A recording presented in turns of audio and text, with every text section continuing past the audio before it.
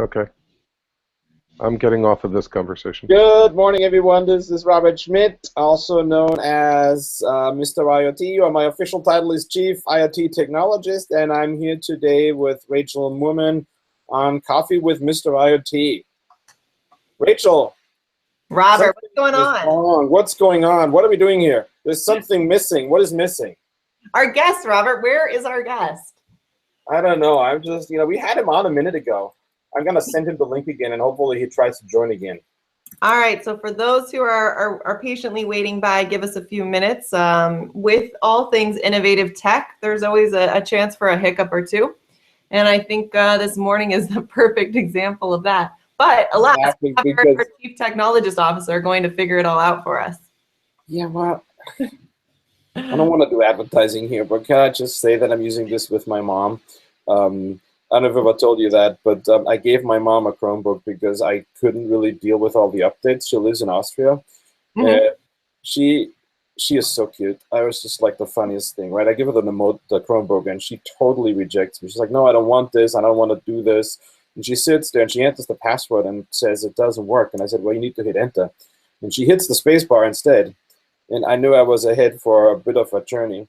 And I'm not kidding you, by Sunday, she liked my dad's Facebook picture, and my dad was slightly freaked out by that. But she's doing great. And now I do Hangouts with her all the time. So we're going to give Maximilian a hard time. He, by the way, just Maximilian Schroeck, in case you guys don't know, he's a partner with Deloitte. And he happens to be almost Austrian, like I am. And, well, I am actually Austrian. He's almost Austrian. He was actually born and lived literally 2 miles away from the Austrian border. So the funny part why I'm telling you that story is he just wrote some German on the chat here to me that I don't want to repeat. It's not TV or not Hangout appropriate. But in any case, let's give Maximilian another chance. He said he's rebooting his computer. What was that cringe for? I don't know what you're saying in German. That's weird. It starts with an S. And if you want to figure out from there. No, I got it. I'm good. I know about 2 German words, and that's one of them. So, just so as a precursor, before Maximilian hopefully joins, we have actually a lot of viewers who are watching us rant on about not IoT. We have Maximilian Schroeck on today, and Maximilian is a partner, as I said, at Deloitte. But before he joined Deloitte, he was for over 10 years in private equity and speaks a lot about venture capital and private equity. And so the topic for today is to talk about where does the money come from in IoT? Who pays for all this? So before we get the guy on that actually knows something about this, the reason I put this up is there's a lot of money being put into IoT right now. And if you look, for example, at GE Digital with their industrial internet, as they call it,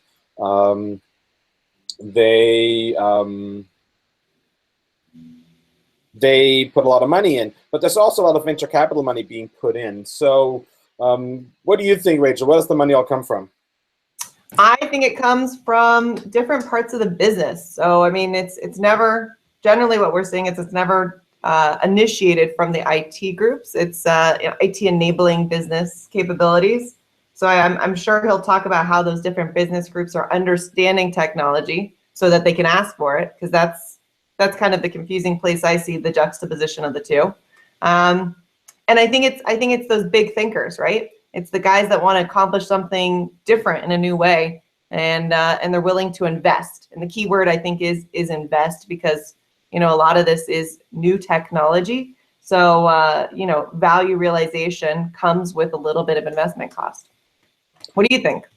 The thing that fascinates me about this all is that people think it takes a lot of money to do that when so let me switch for a second. Yeah. It takes a lot of money to put a platform together. And I really, whenever I talk to clients who want to do this themselves, build a platform, I talk about how that takes effort, and not just effort, but it takes a different mindset, and it takes a huge investment. Putting a platform in is not easy. And so this is where you see a lot of startups, a lot of effort into that, with millions and millions of dollars on a separate model. So for a client, that would be hard. What's easy actually is there is a lot of platforms out there that you can start with almost no investment.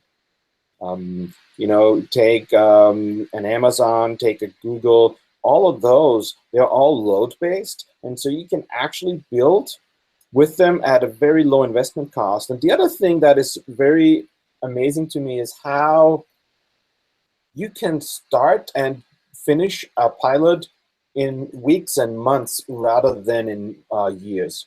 And again, that's another one of those agile things. I had a really interesting conversation yesterday with a manufacturing company, and they say, you know, we have really agile and manufacturing processes run into each other, because good old manufacturing process is very structured, very waterfall.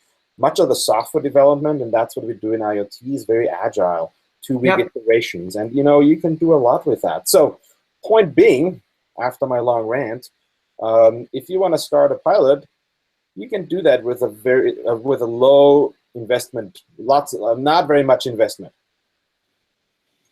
So, I mean, if we look at different areas of industry, are there different areas that are coming up? And I think, you know, I think one that might surprise people that we're seeing a lot of is more in the federal space. So talking about funding and in those big plays, you know, specifically that's been coming across my plate is a lot of the work with military health, for example, and leveraging IoT in new and interesting ways to keep our forces safe out in combat, and do predictive analytics out there, and really understand where people are doing what. But I don't know, Robert, have you seen anything else across the public sector? Public sector, well, as you know, we are doing a project out in the East Coast in Maryland, where we are doing what we call smart transportation. We are actually doing a pilot with the county to instrument one bus line and bus stops along that bus line to improve riders' experience and increase ridership. So they've seen ridership go down over time, and so we've seen that actually improved at various areas outside the US by different means of IoT. So what we're doing for that county is we are giving people arrival times. So today they can look at where the bus is. Yeah. And not only is it not very accurate, but if you've ever used Lyft or Uber, I don't know if you've ever had that experience, but I have it all the time. Lyft tells me the car is going to arrive in 3 minutes. And then I watch the car drive, and I sit there and always go, well, that's not the fastest route. And I just, honestly, I don't really want to know where the person goes. I just want to know when the person arrives accurately. So we're giving people accurate arrival times for buses, and we're doing other things such as occupancy counting, so that we can then also give people an idea, well, the next bus will be almost full. You want to wait for the bus after it has less people, and so forth. Now, if you could just merge that with what Peter Marks was talking about the other week with, what was it, I think Los Angeles, and how he enabled the smart light system. Now you can have the lights turn on when the bus comes, or, you know, when the bus drops off, and have it go for a little bit.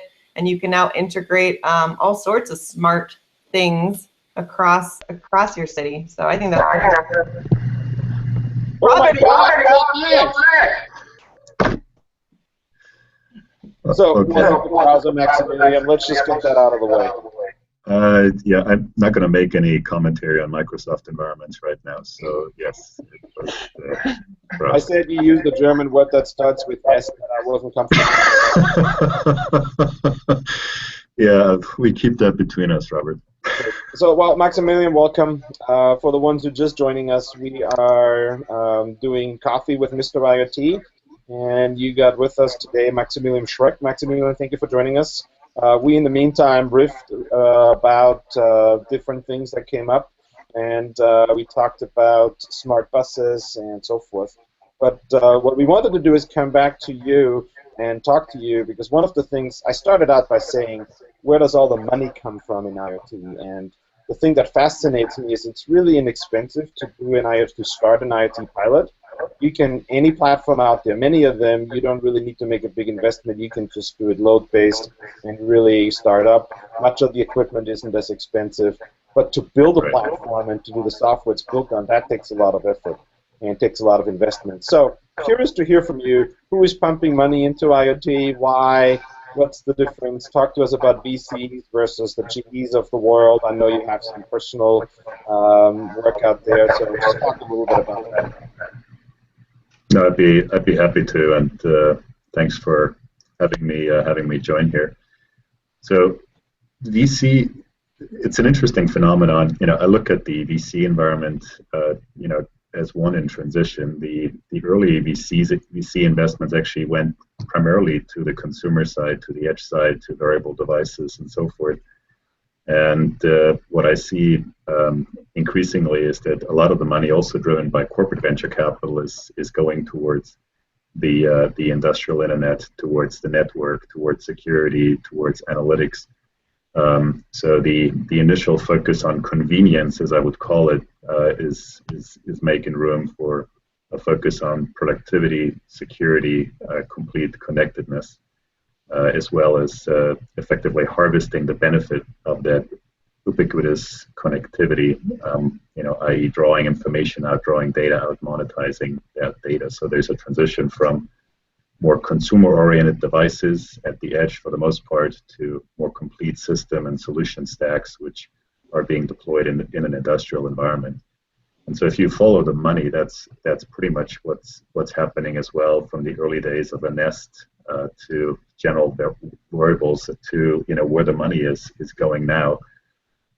We were hosting here in the greenhouse in San Jose a number of companies. It's actually put on by our Japanese sister company, and most of the companies were actually working in the infrastructure components of IoT, and most of them, ironically, were funded through corporate venture capital, through the Googles, the Hitachis, the GEs. So a lot of money. Cisco is quite active as well. So a lot of money is coming from that side.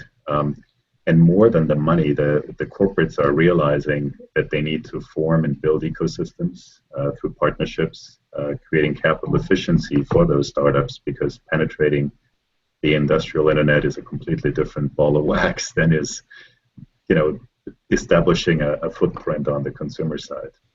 So maybe for starters. So you mentioned having a partner.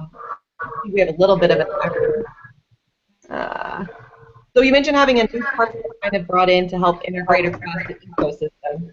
What's the driving force in kind of figuring out how those ecosystems form? Are these new partners, the GEs and the other funders, are they putting the pieces together, or are people reaching out to them to bring all this together? How does it get started? What's the first step? By the way, Max, before you talk, I muted you here for a second, so while Rachel talked, there was no echo. Can you please unmute yourself at the top? The power of the presenter. Okay, can you hear me, Robert? Yeah, perfect. I just wanted to know that I played a little thing on you. Sorry for that. Well. Happens to me all the time. So to Rachel's question, I think the driving force behind these ecosystems, the driving forces are really two primary forces. One, the platform companies, the IBMs, the GEs, and so forth, Microsoft and others. So they're realizing that in order to enrich their platforms from an analytics perspective, from an interface perspective, connectivity perspective, security perspective, they need other folks to port to their platform. So those environments are typically open, and so they bring others onto those platforms. So there's very active recruiting going on. Actually, a close friend of mine runs a company called Foghorn, which is enabling edge computing, something absolutely critical for a company like GE to enable intelligence at the edge and interface with the control loops of large industrial environments. So they are seeking out those companies. They're bringing them in, and Foghorn was published. Actually, received a substantial investment from GE and has an active partnership, both on the software integration side as well as on the go-to-market side. There's many examples, excuse me, for others as well. So you start seeing ecosystems forming. Intel, by the way, is driving as well. Qualcomm is driving as well. ARM is driving as well. So they have ARM, for instance, has their embed platform. There's a large ecosystem around that. Very focused on the edge upwards. multi-hop secure data exchange. So that's one driver. The other driver I see is system integrators like us who drive deployments in actual customer environments. IoT, to me, is a use case land grab in many ways, and the folks who actually interface with the use cases most directly is the folks who identify the issues, syndicate the solutions, and then pull folks in. And as Robert well knows, we actually have developed solution stacks for a number of environments, which include various parties that we syndicate together to effectively provide a workable solution for the business issue we're trying to address. So Max, I'm gonna ask a question that. Well, there's one question I want to ask, and I'm not. So I'm gonna make it something different. I'm gonna give you 100 Mr. IoT dollars. Where are you gonna invest them? How are you gonna diversify? I know you're an investor kind of guy. It's funny money, so it's really not real money. How would you invest this? How would you spread this out between the GE of the world, a Microsoft, and the startups out there? Where do you put the 100 Mr. IoT dollars? Oh, one second. Let me unmute you. He needs to unmute himself. Okay. Okay, am I back in it? All right. Okay, good. So the first 50 I would spend to have a glass of wine with you, Robert, to strategize as to where to put them. And, you just wasted. Have that for free. So I think the other 50, in my book, goes completely away from consumer devices, goes to the industrial internet, goes to the edge of the industrial internet, and the connectivity between the already existing control systems in an industrial context and the IoT devices which are interfacing with them. I think that's where there's a lot of productivity to be gained. There's a lot of security to be provided. There's intelligence that needs to be pushed to the edge to have real-time actuation, and so that's where my other $50 would go, Robert. Okay. Interesting. Well, I sit here, right, and I think it's interesting, right, because the industrial internet it makes sense. I get it. Right here now, it can be done, and so that totally makes sense. What still is interesting to me is that with IoT, we know so much more about our customers, and so I'm surprised that we don't spend more of our Mr. IoT dollars on customer changes. I don't mean consumer. I'm not talking about a wearable device, but I'm talking about the process and the impact on business models, on how we interact and what we see with our customers. So I don't know if you have any thoughts of this. And I get the edge part, right? So that makes sense to me. All right, let me unmute. He needs to unmute himself. Okay. We're having a Hangout teaching session going on today. This is a dual focus thing today. Yeah, this mute-unmute thing is kind of a funny game. So, so I want to answer your question in two ways, Robert. I think the reason why I didn't pick analytics, analytics towards the customer behavior, and so forth, is that that's something I see pretty heavily invested already. That's actually one of the most recent efforts. I think a lot of people, if you track where the money has gone, largely in VC, it has gone from devices and towards the networks, towards analytics and security. That's the way I would describe it. There's outliers either way. So analytics, when we hosted the companies here in San Jose, there were 3 analytics companies among them, and so I do see a lot of activity there. So that's why my money didn't go there. Do I believe there's the opportunity to materially monetize that? I would absolutely say that's the case. One of the efforts within GE and within the platform companies generally is to basically become like the Apple store of the IoT, to basically lift applications on top of the platform, make them broadly available, curate them, allow others to monetize and, as a consequence, enhance traffic on those platforms. What all that does is obviously, also create additional data. The data can be, analyzed within the platform, within the vertical applications. So there's certainly opportunity there on the data side and on the analytics side. I think that's what you were referring to. Okay. So, Rachel, you're quiet today, so I'm going to ask another question if you have one. You're good. So, I feel like I often say this, and I want to hear if you agree with this. I often say that we're today where we were with mobile in 2007, 2008. Very, very diversified, lots of different startups, lots of different platforms coming up. And today we look at mobile, and really it's owned by Android, owned by Google, and by Apple, right? Two different approaches, one very monolithic, one very closed, and the other one much, much more open. Are we going to see a similar thing in IoT? And if so, give me your bets. And yes, you may say GE, it's fine.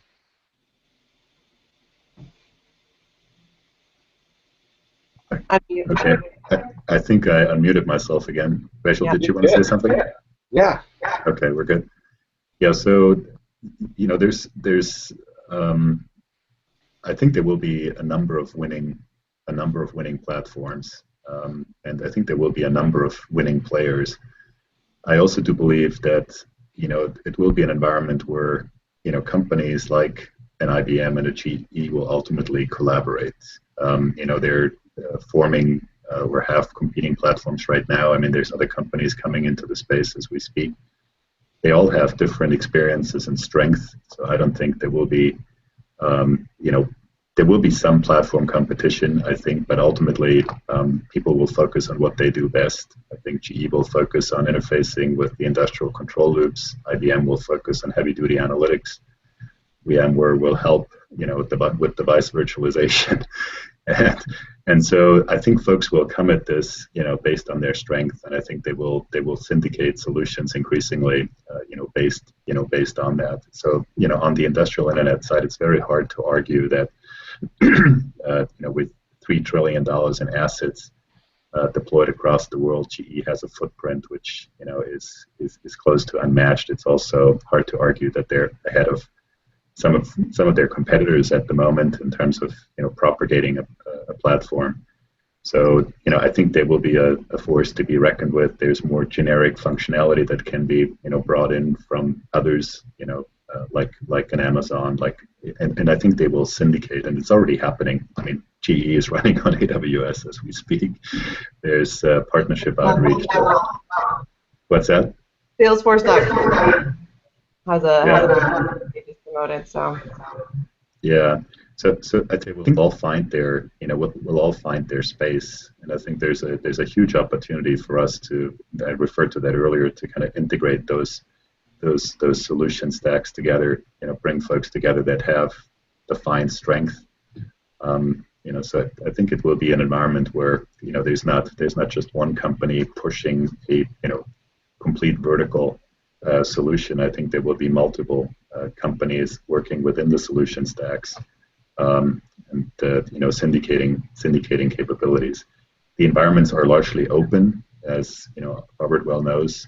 Predix is open, and much of the other environments are as well. So there's no major system integration necessary.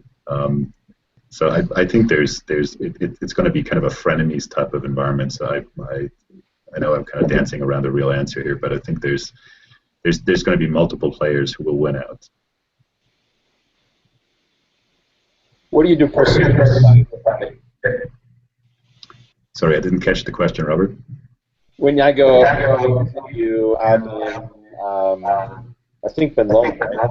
In any case, out in the valley of the mountains, what will I see in your house in IoT terms? Unmute. This is a funny game. You guys figure that one out. I live in Scotts Valley, and my wife is actually the home's resident IoT expert. So we have obviously everything, home network. We have Nest tied into that. We have the pool. We have the solar system. Everything is tied in. So consumer-centric. We did some system integration. There's actually amazing complexities that you have to deal with still. It's not all intuitive, but it's a fairly heavily networked environment. Not to speak of my son, who has all kinds of devices that kill bandwidth when he's playing one of his famous web-based war games. Got it. By the way, I had a text that I wanted to ask you before. We're running a little late today because we started late, so give us a few more minutes, guys. But one person asked, what's academia's influence on IoT in your mind? We talked about all the corporate influence. Curious what you think academia's influence and power and strength will be. Unmute.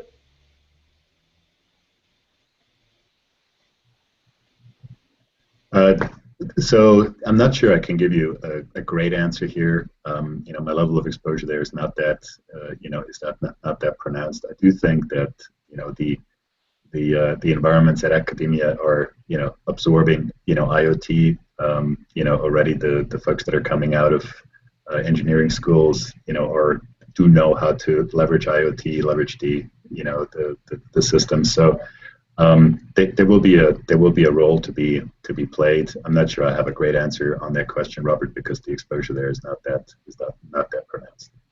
Okay. Well, Maximilian, thank you so much. It was great having you on. I appreciate you working your way through tech stuff. I know that's frustrating, and we really appreciate having you on. We need a new. I really want to say back 50% of his money. What's that, Rachel? We need a new integrated platform that makes it this much easier. No kidding. Both sides, huh? Well, this was fun. Thank you very much. Yeah. So just what I take away from this. Maximilian put 50% of his funny money into wine with Rachel and I, which we appreciate, and the other 50 went all into edge computing for the industrial internet. So very interesting, and I appreciated the answer for that. Thank you so much, Max. And You're welcome. with that, this was Coffee with Mr. IoT every Friday, 9 a.m. Pacific, noon Eastern, and we'll be back next week. Wait, Rachel, do we already have a guest for next week, or are we still finding our guest for next week? I think we do. I want to say it's our exponential conversation, but I could be wrong. So we might have to tease the group and say that we've just got some really cool guests coming the technology off. Riggs is going to join us. So. A person you should have on, Robert, is John Seeley Brown. He's working with me at GE, and he'd be an awesome person to have on. And he could also. He's very connected into academia, as you know. He could give you a better answer than I could just on that question alone. That was a lot of fun, guys. Awesome. Thank you so much, guys. This is Coffee with Mr. IT for today. Have a good one. Bye.